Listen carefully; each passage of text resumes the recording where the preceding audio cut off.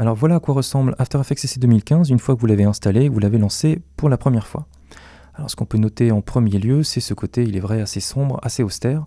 Bon, notons quand même aussi ces magnifiques petits liserés bleus qui redonnent un aspect joyeux à cette interface. Mais disons que dans l'ensemble, dans la plupart des logiciels de post-production, qu'ils soient dédiés au montage ou au compositing et autres, du moins dans tout ce qui est post-production, ça sera très souvent une interface sombre comme ceci, pour la simple et bonne raison que les éditeurs de logiciels comme ça pensent à vous, et pensent surtout à vos yeux. Fut un temps, les interfaces étaient très claires, je parle notamment dans la gamme d'Adobe, étaient très claires, de la tonalité comme on peut le voir tout en haut là, de la barre, c'était gris assez clair. Et je peux vous dire qu'à la fin de la journée, vous étiez obligé de passer à la pharmacie pour demander du colir. Donc depuis, les interfaces ont été revues de plus en plus à la baisse en termes d'intensité lumineuse, ce qui permet d'arriver à une interface donc certes austère, mais au moins le soir, vous avez conservé tous vos points à chaque œil.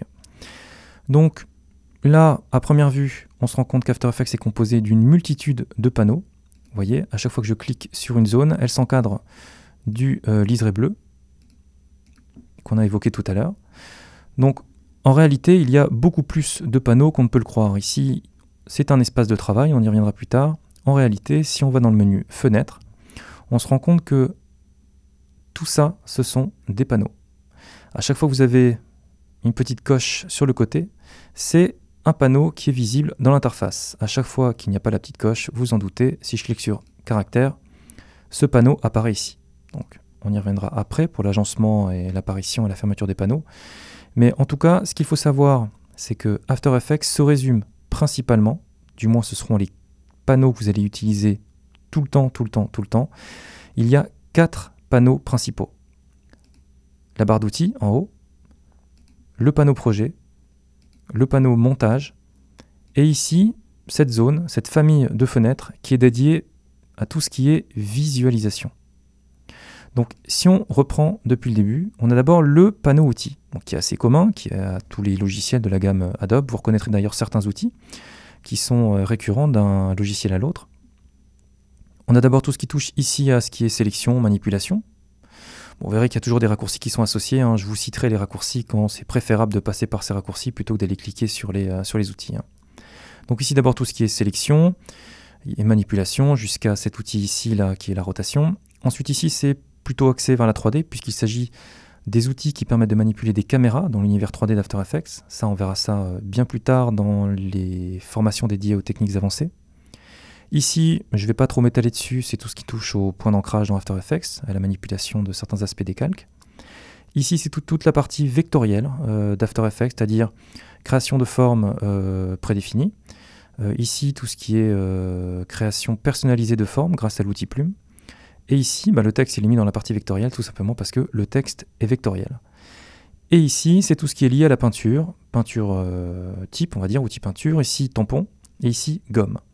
Ensuite, 2 outils un petit peu différents mis sur le côté droit, c'est l'outil ici rotopinceau qui est dédié à la rotoscopie.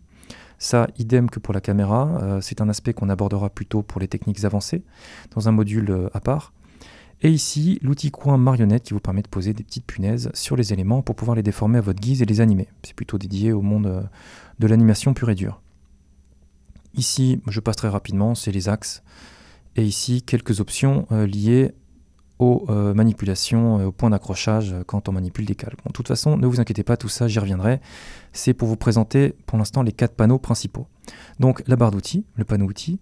Ici, le panneau projet, maintenant. Le panneau projet, c'est le deuxième panneau important, c'est d'ailleurs, je dirais, quasiment le plus important, puisque c'est l'équivalent du chutier dans un logiciel de montage. C'est là-dedans que vous allez mettre absolument tous les éléments que vous allez importer dans After Effects, que vous les utilisiez ou non ensuite dans le logiciel. Je vous dis, c'est comme un chutier, vous mettez vos rushs, ça peut être des séquences d'images, ça peut être des fichiers fixes de type Photoshop, Illustrator, PNG, TIFF, etc. Ça peut être des séquences vidéo encodées en RAID, encodées en .mov, en AVI, en WMV, etc. Ça peut être des fichiers son, ça peut être, enfin, vous verrez, il y a une multitude de possibilités d'import dans After Effects pour vous permettre de créer vos animations.